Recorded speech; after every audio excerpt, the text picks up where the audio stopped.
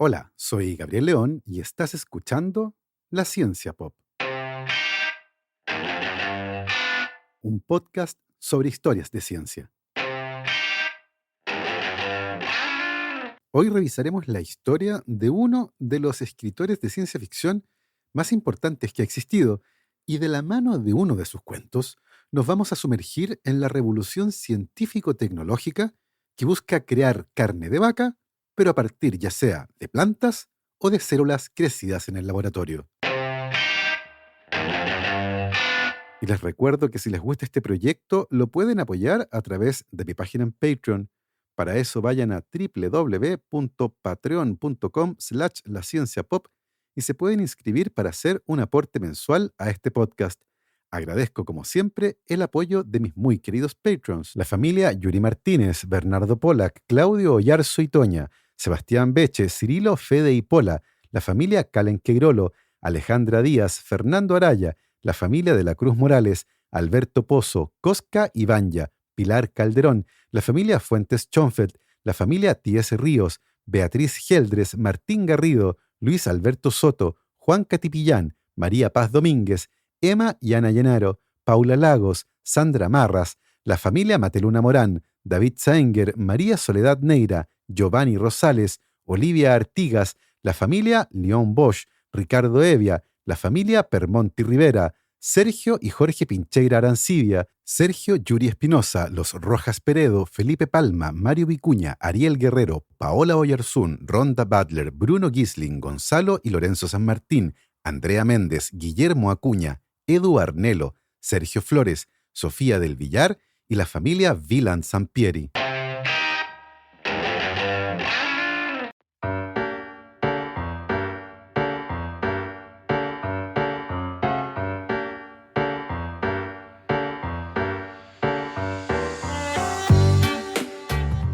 El 3 de febrero de 1923, una familia de inmigrantes soviéticos llegó a Nueva York en busca del famoso sueño americano.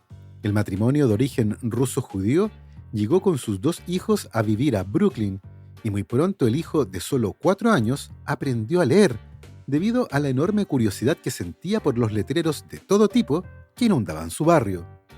Luego de unos años, el padre de la familia logró adquirir un negocio de venta de caramelos, y ahí el hijo encontró el lugar perfecto para desarrollar sus habilidades como lector, ya que además de caramelos, vendían periódicos y revistas de todo tipo, incluyendo algunas de ciencia ficción, que por esa época estaba comenzando a ser muy popular. Sin embargo, el padre del niño pensaba que leer ese tipo de revistas le iba a podrir el cerebro a su hijo, y opinaba que interesarse tanto por cosas que no existían, como los viajes espaciales o seres de otro mundo, era una completa pérdida de tiempo. Pero la verdad es que el niño estaba atrapado por la ciencia ficción, y a pesar de que se graduó como químico de la Universidad de Columbia, y más tarde hizo un doctorado en esa área para terminar enseñando bioquímica en la Escuela de Medicina de la Universidad de Boston, su verdadera pasión era escribir ciencia ficción, un pasatiempo que se convirtió en su trabajo principal a inicios de la década de 1950 y que lo encumbró como uno de los escritores más importantes de la historia de este género. Estoy hablando, por supuesto, de Isaac Asimov. Los relatos de Asimov sobre viajes espaciales, robots y mundos distantes contrastan fuertemente con su pavor a volar, miedo que hizo que solo 2 veces tomara un avión y que por lo tanto viajara relativamente poco.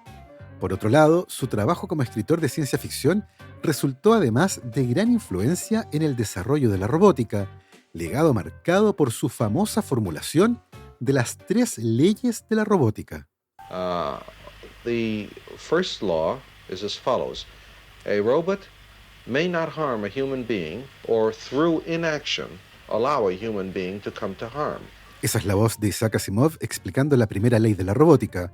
Un robot no hará daño a un ser humano, ni por inacción permitirá que un ser humano sufra daño. Number 2.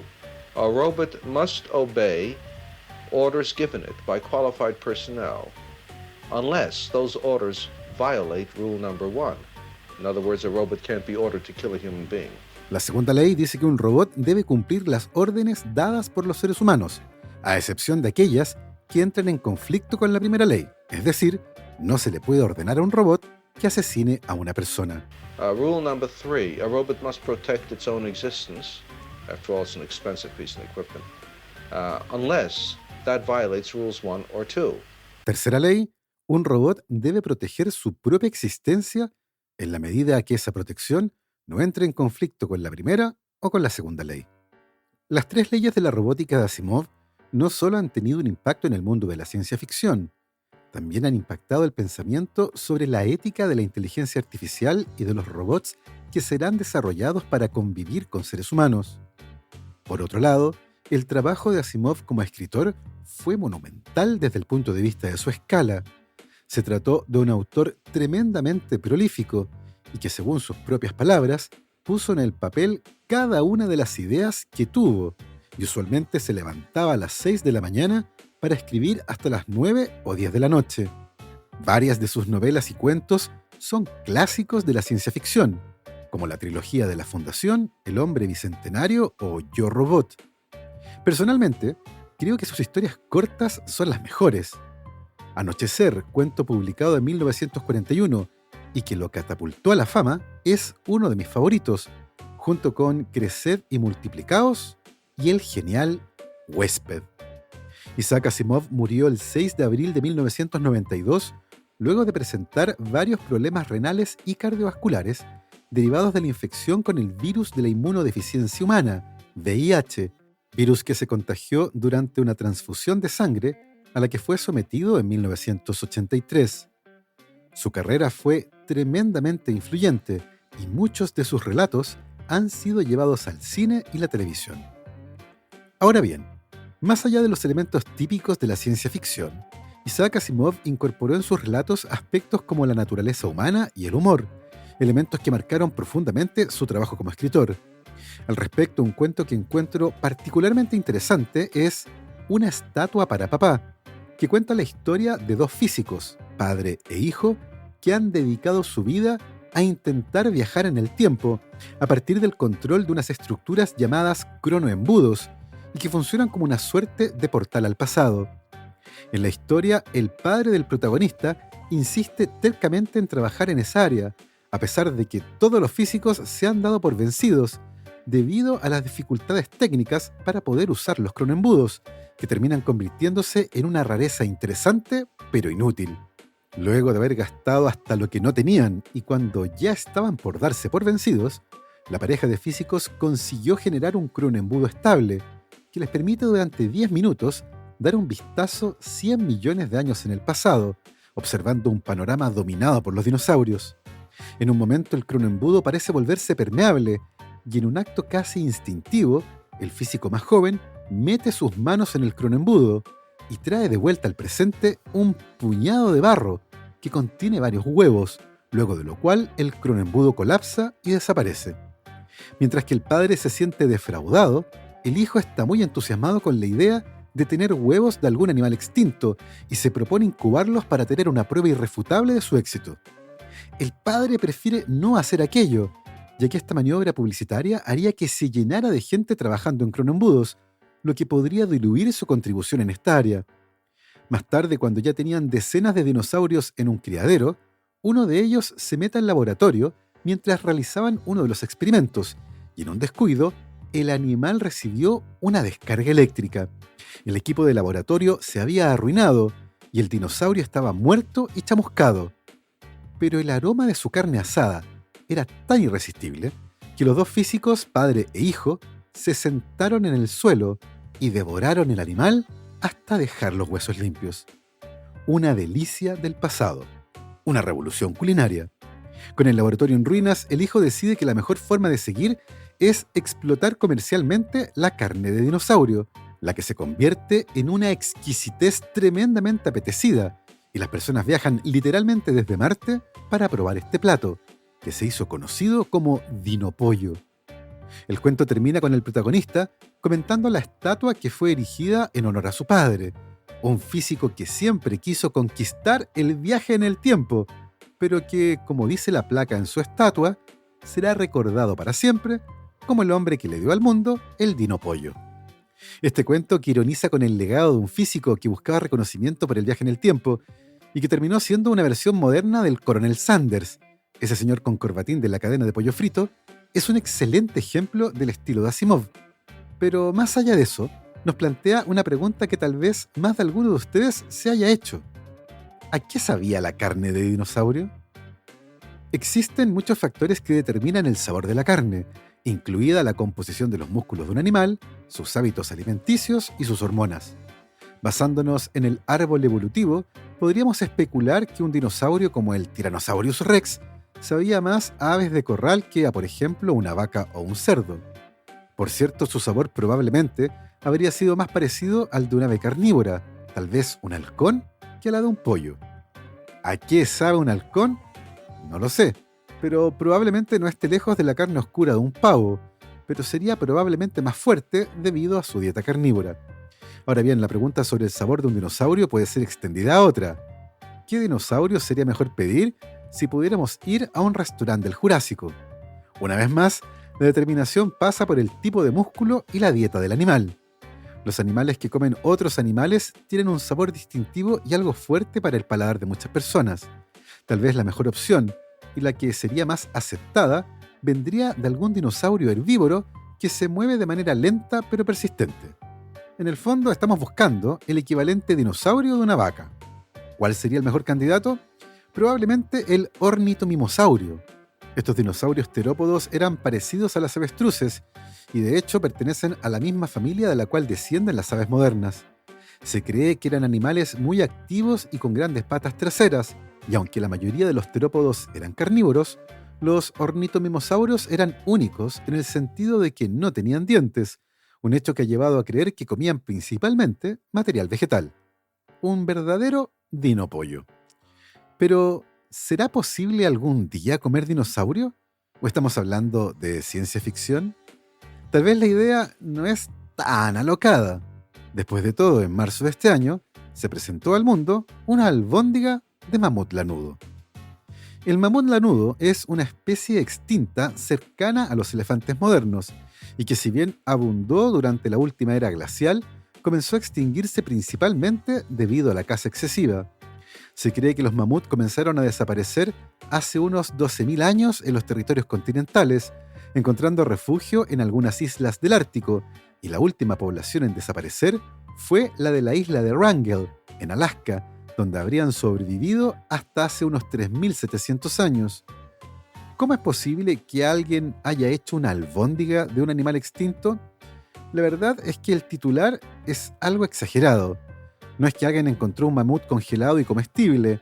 Es algo un poco más complejo, algo que tiene que ver con una idea que hace casi 100 años esbozó el mismísimo Winston Churchill, quien en 1931 comentaba que la ciencia debería avanzar hacia la producción inteligente de productos como el pollo.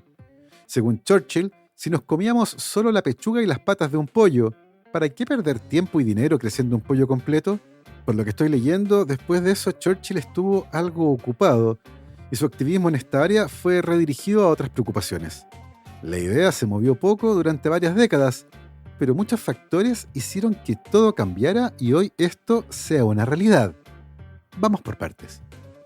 En primer lugar, la ética de matar animales por su carne se ha debatido durante siglos, pero en los últimos años a esta preocupación se han sumado varios aspectos que están vinculados con la crisis climática y particularmente con la sostenibilidad de la industria ganadera.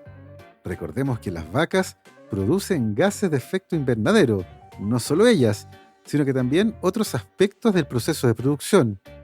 Para muchos vegetarianos y veganos, el factor climático ha proporcionado otro argumento poderoso para dejar atrás la carne, más allá de la crueldad asociada a los mataderos y los sistemas de producción industrial.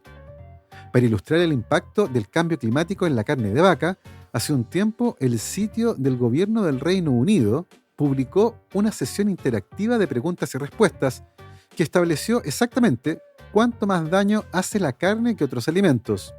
Según los datos presentados, las industrias cárnicas y lácteas generan 7,1 gigatoneladas de gases de efecto invernadero anualmente, lo que representa al 14,5% del total de emisiones provocadas por el hombre. En este contexto, la cría de vacas para carne es por lejos la que tiene el mayor impacto, generando 60 kilogramos de emisiones de gases de efecto invernadero por kilogramo de carne producida, más del doble de las emisiones del siguiente alimento más contaminante, que es el cordero. Una de las razones de este alto nivel de emisiones es que vacas y también ovejas producen grandes cantidades de metano como subproducto del proceso digestivo asociado a los rumiantes. Como gas de efecto invernadero, el metano es hasta 34 veces más potente que el dióxido de carbono. Un gran problema. Otra forma en que la carne contribuye al cambio climático es a través de la destrucción de bosques y otros hábitats que son eliminados para dar paso a pastos y para el cultivo de forraje para ser comido por el ganado.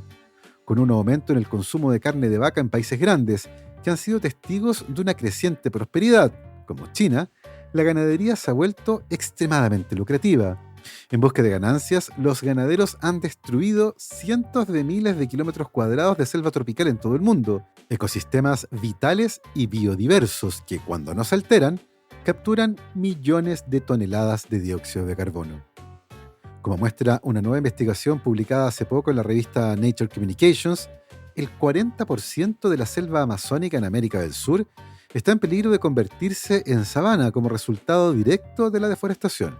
Sin embargo, lejos de caer, el consumo mundial de carne sigue aumentando.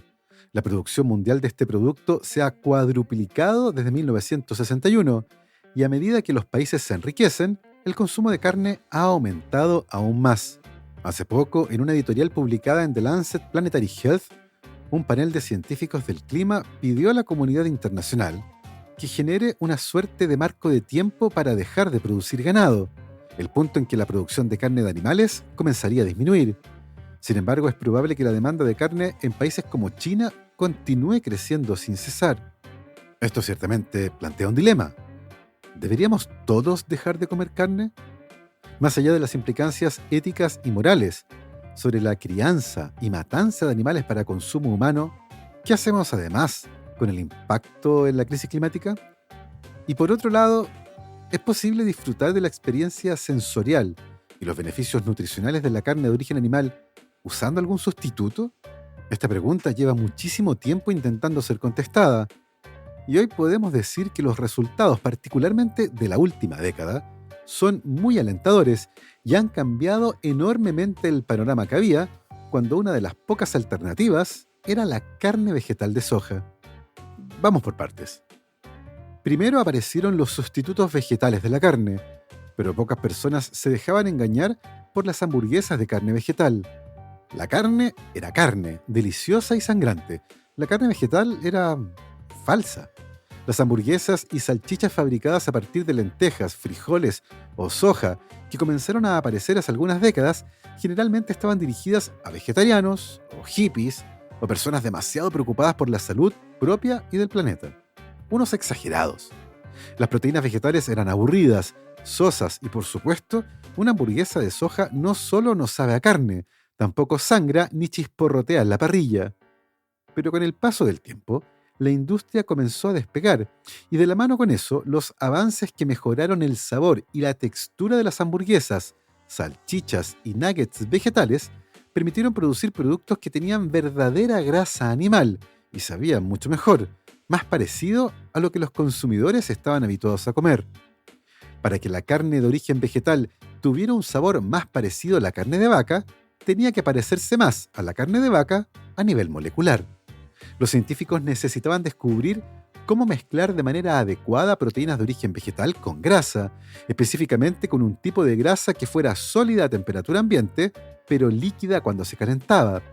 Necesitaban descubrir cómo desarrollar proteínas largas y fibrosas, como las de las fibras musculares de un animal, utilizando extrusoras industriales. También necesitaban desarrollar un sabor más parecido al de la carne en productos de origen vegetal.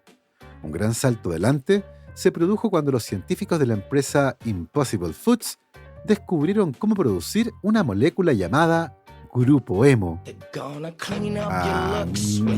me refiero a una banda emo como My Chemical Romance. El Grupo Hemo, H-E-M-O, una molécula compleja que contiene hierro en su estructura.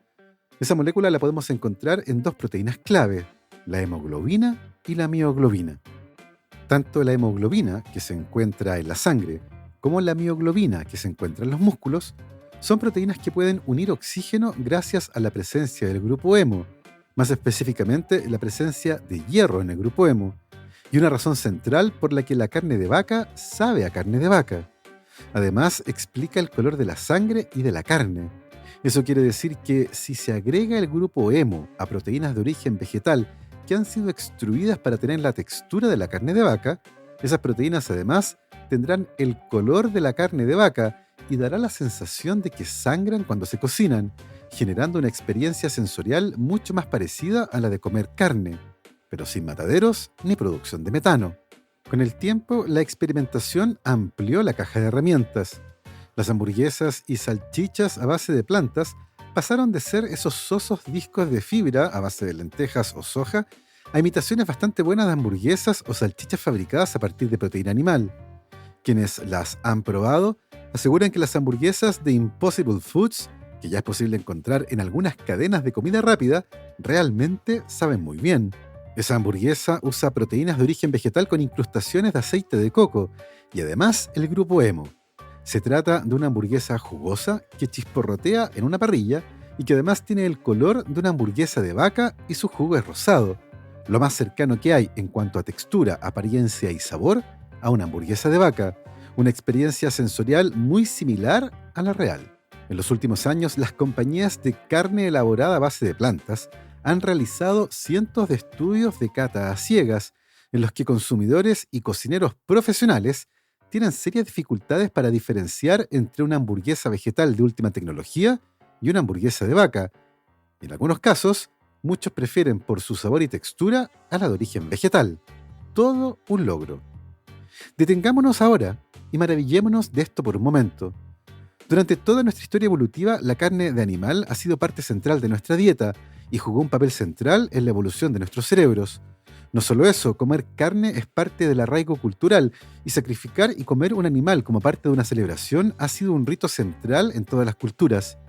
Pero hoy tenemos ciencia y tecnología que permiten disfrutar de todas las cosas buenas de la carne, cuyo perfil nutricional y aporte de vitaminas es innegable, pero dejando de lado los aspectos negativos vinculados con la industria de la carne, eliminando los mataderos y reduciendo la huella de carbono y el uso de agua.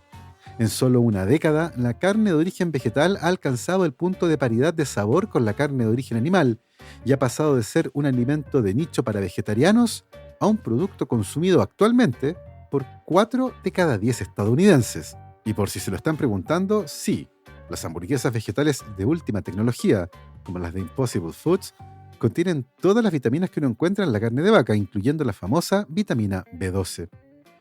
Este fue el primer camino y su desarrollo ha sido notable, pero hay una segunda alternativa, de origen más reciente, y que comenzó sus días de manera inesperada de la mano de la medicina regenerativa. Esta área que combina medicina, biología e ingeniería busca crecer tejidos en el laboratorio con fines biomédicos. Trozos de piel para injertos o segmentos de arterias y venas comenzaron lentamente a ser crecidos en un laboratorio, de la mano de las nuevas tecnologías de cultivo de células y matrices tridimensionales que permitían darle una forma específica a los tejidos, que dejaron de ser sencillamente masas de células. Fueron investigadores de esa área los que en un momento, a comienzos de este siglo, se preguntaron si se podría usar esta misma tecnología para crecer carne en un laboratorio.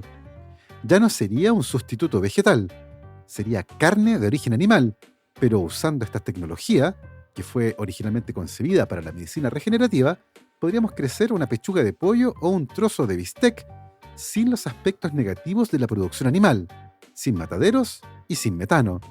La carne cultivada en laboratorio se ha desarrollado en un camino paralelo a la carne vegetal, aunque sus avances han sido más lentos y mucho más costosos. Es importante mencionar que el cultivo de células musculares de cerdo o vaca en un laboratorio no es para nada problemático. El problema es uno de escala, ya que fabricar una gran cantidad de carne con una textura apetitosa y a un precio razonable es tremendamente complejo. En el fondo, sabemos cómo cultivar miligramos de células y ese no es el problema. Pero para producir suficiente tejido animal para consumo humano, necesitamos pasar de una placa de Petri en el laboratorio a enormes tanques donde podamos crecer toneladas de células. La idea estaba en el aire, pero faltaba la prueba de concepto. Hacía falta que alguien invitara a la primera parrillada de carne de laboratorio. La invitación llegó el año 2013, pero fue una parrillada muy especial. Era solo una hamburguesa y había costado $325.000. En agosto de 2013 y durante una curiosa conferencia de prensa, fue presentada al mundo la primera hamburguesa de carne de vaca hecha en el laboratorio. La hamburguesa fue fabricada por Mark Post, uno de los pioneros en esta área, y fue creada uniendo pequeños segmentos de músculo de vaca que fueron crecidos en un laboratorio y compactados para formar una hamburguesa, cuyo costo de elaboración llegó a los $325.000 y, por supuesto, no incluía ni papas fritas ni bebida. En la ocasión, la hamburguesa fue cocinada en vivo y degustada por 2 críticos gastronómicos, quienes concordaron que se trataba de un gran avance con respecto a las hamburguesas hechas a partir de proteína vegetal, al menos las disponibles hace 10 años. La hamburguesa de carne hecha en el laboratorio efectivamente sabía a carne y tenía la textura de la carne, aunque todavía faltaban algunas cosas. Por ejemplo, la hamburguesa estaba hecha en un 100% de proteína y carecía de la típica grasa que acompaña a la carne de origen animal, por lo que la hamburguesa tenía un sabor un poco plano y además era muy poco jugosa. Tampoco era una hamburguesa que pudiera mostrar un interior sangrante y rosado, ya que carecía de mioglobina. No solo eso, por aquella época la producción de carne en el laboratorio tenía varios desafíos. El primero era reunir los ingredientes necesarios sin matar primero a muchas vacas. Esto hasta hace poco era difícil, ya que las empresas que fabricaban carne en el laboratorio usaban principalmente como medio de cultivo el suero fetal bovino. Esto no solo es costoso, sino que plantea importantes preocupaciones éticas, ya que producir una sola hamburguesa de carne cultivada en el laboratorio requería extraer sangre de fetos de vacas. Ese problema fue solucionado y actualmente las empresas tienen acceso a una variedad de medios de cultivo alternativos, tanto sintéticos como naturales, como algunos fabricados a partir de algas.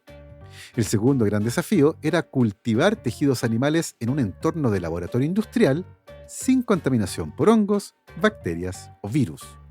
En la producción animal tradicional, el asunto de la lucha contra los patógenos cuenta con el apoyo del sistema inmune de pollos, ovejas, vacas y cerdos. El problema es que los sistemas de cultivo de tejidos son propensos a la contaminación y no tienen un sistema inmune, lo que hace que la contaminación por hongos, bacterias o virus sea un problema difícil y costoso de resolver para las empresas de carne cultivada. Por ahora, la solución incluye sistemas de producción extremadamente estériles y con un estricto control de acceso. El tercer desafío es producir cantidades de carne a escala industrial. Eso no es un problema en sí, pero usar un sistema de producción muy grande genera problemas. Usualmente cuando se crecen células a gran escala en un laboratorio, se usan enormes recipientes de vidrio o acero inoxidable, llamados bioreactores.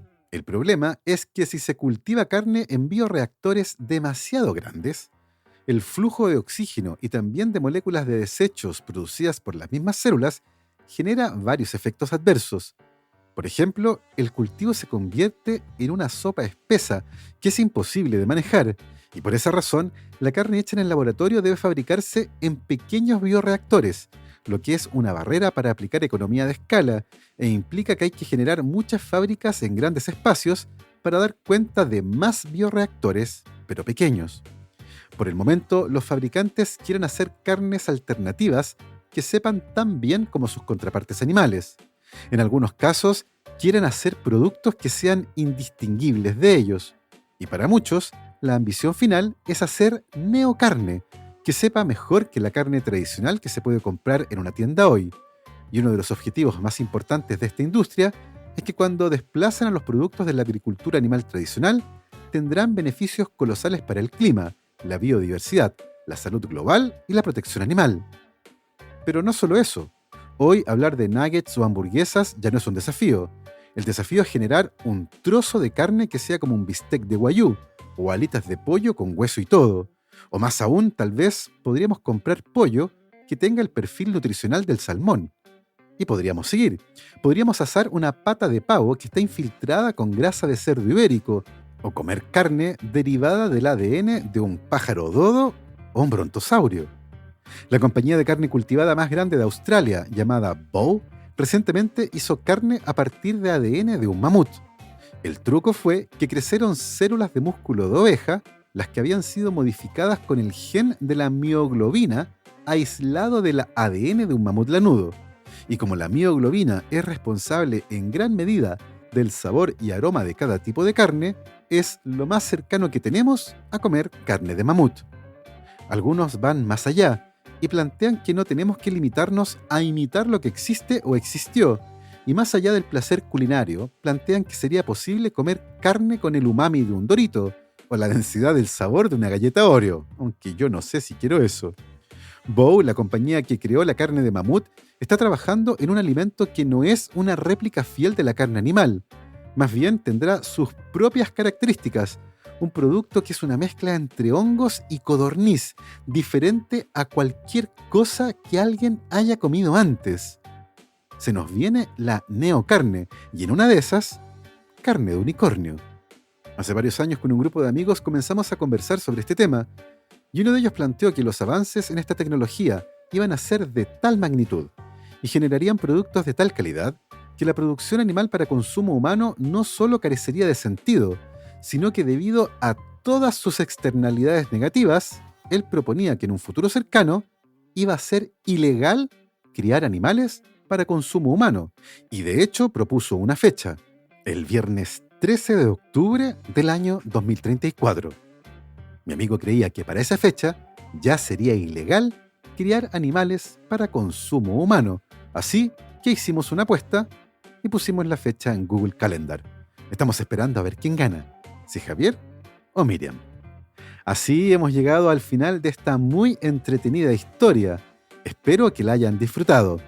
Yo me despido como siempre agradeciendo a todos quienes apoyan este podcast, pero en particular a mis muy queridos patrons: Cristiano Teiza, Andrés Altamirano, Sebastián Toledo, Alberto Montt y Laura, Germaín Araya, Hernán y Lucas Castillo, el profesor Gonzalo Cepeda, Ana Lucía Luna, Simón Castillo Riedemann, Luciano Cisterna, Ricardo Yáñez, Fernando Montenegro, Matías van der Straten, Francisco de la Fuente, la familia Flores Noguer, Christian Fraser, la familia Helfman von de Sauer, Giuseppe Carufo, David Pelao Pérez, Sebastián Umaña, Carolina Valle, Michelle Baró, Cristóbal Muene, la familia Serpa Rebolledo, Pablo y Milesita Villalobos, la familia Tanús Ramos, Rosario Calderón, Pedro Castillo, Adrián Cataldo, el EC Podcast, José Luis Ulloa, Amanda Larraín, Marcela Martínez, Cristóbal Orellana, Diego Riquelme, Constanza Jabal, Florencia Castañeda, Mauricio Silva, Natalia Moreno, Ignacio Daneri, Maximiliano Alcayaga, Marjorie Leighton, la familia Poblete Díaz, Gabriel Álvarez Martínez Conde, Mr. Corner, Bernie Love, Juan Francisco San Martín y Pancho G. Nosotros nos volvemos a escuchar el próximo viernes. Que esté muy bien, cuídense mucho, lávense las manos y por supuesto, que la ciencia los acompañe.